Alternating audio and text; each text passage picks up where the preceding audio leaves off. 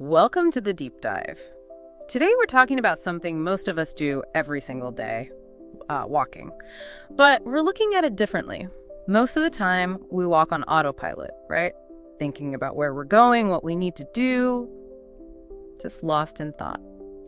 So, our mission today is to explore mindful walking. We'll dive into the research, the techniques, basically how to turn a simple stroll into, well, a powerful tool for your mental health. Yeah, and it's incredibly appealing because it's so accessible. Mindful walking genuinely helps with stress, boosts your mood. We actually find that after people take, say, a mindfulness course, this walking practice, it's often their favorite. Really? Favorite? Yeah, the one they stick with. It proves mindfulness doesn't have to mean sitting still indoors, you know? Right. It's taking something we already do and just layering awareness onto it. A mental workout using an existing habit. Exactly. And the science backs this up. Studies show just 20 minutes of light, mindful walking can make a real difference for mild depression, anxiety, even attention issues. 20 minutes, that's not much. No. It's simple, it's free, and surprisingly effective. Okay, let's unpack this then. Why movement-based mindfulness? I mean, sitting still is hard for a lot of people, right? If you're anxious or your attention wanders easily. That's a key point. Forcing stillness can sometimes make that internal buzz, that kind of stuck energy, even worse. And historically, think about it, contemplative movement like ritual dances or martial arts, they exist across cultures for this very reason. It's another way in, a more kinesthetic way to find that presence. Okay, so movement helps, but what about the environment? We hear buzzwords like, forest bathing. Do I need woods? Do I need green space for this to work? That's a really important question, and it highlights a critical difference. So you've got concepts like Richard Lou's nature deficit disorder, how green spaces can boost happiness, attention, totally valid. And yes, Shinrin-yoku, forest bathing in Japan. That's specifically about immersing yourself in nature, using all five senses. Great benefits there too. Yeah. But mindful walking itself, research suggests you can do it anywhere. That's the key distinction. If your awareness is directed properly, a busy city street can be just as effective, scientifically speaking, as a quiet forest path. So it's not about where you are physically. Exactly. It's about where you are mentally, where your attention is focused. Okay. So we know walking is good for us physically, heart health, blood pressure, fitness, all that. And mindfulness has its own benefits. What happens when you combine them? Does the mindfulness actually boost the physical side or vice versa? It seems like it absolutely does. There's a synergy there, combining the physical movement with the mental focus. It's powerful. Studies specifically on mindful walking show reductions in depression, anxiety, stress, and that kind of repetitive negative thinking, brooding. Ruminating. Precisely. We've seen intervention studies where people with high reported stress levels, they did mindful walking for a few weeks. The results? Significant drops in physical stress symptoms and a big jump in their reported quality of life. Wow. That's quite a return on investment for, well, just walking differently. So let's get practical. Someone's listening. They walk every day, probably on autopilot, like we said. How do they start a basic mindful walk? What's the anchor if you're not sitting still focusing on breath? Right. The goal is to snap out of that automatic mode. Shift the focus from getting there to being here in the movement itself. First step, find a safe place to walk, somewhere you won't trip or bump into things too easily. Then just stand still for a moment. Feel your feet on the ground. Notice your posture. Take a couple of conscious deep breaths. Kind of arrive in the present. Okay, grounding yourself first. Yeah, then start walking, maybe a little slower than your usual pace, at least initially. Yeah. And the anchor.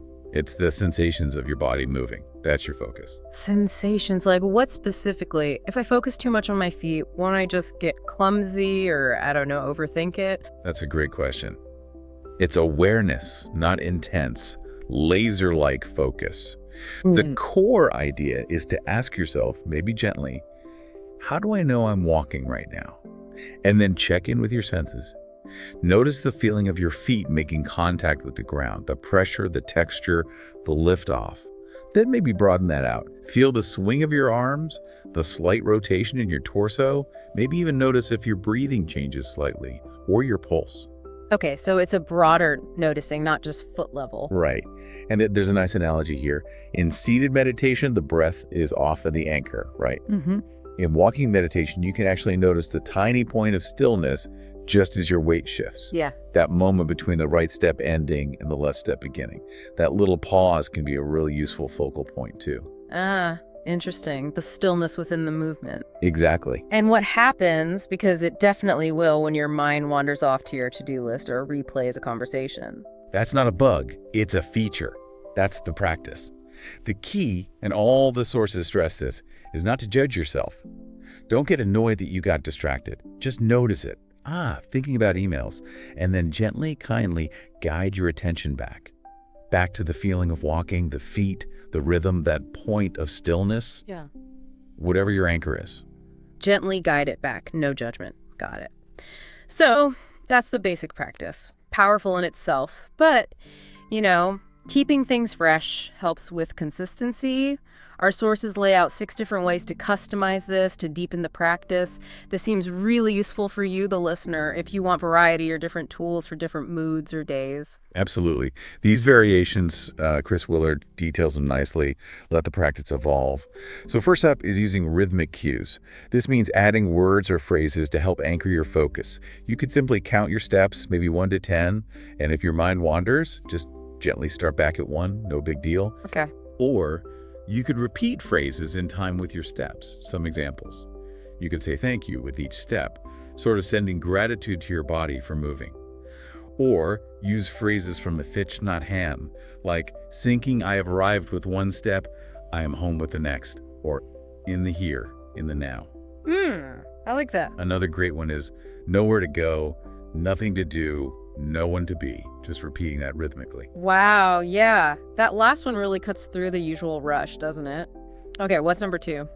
What if my mind is just buzzing with future plans?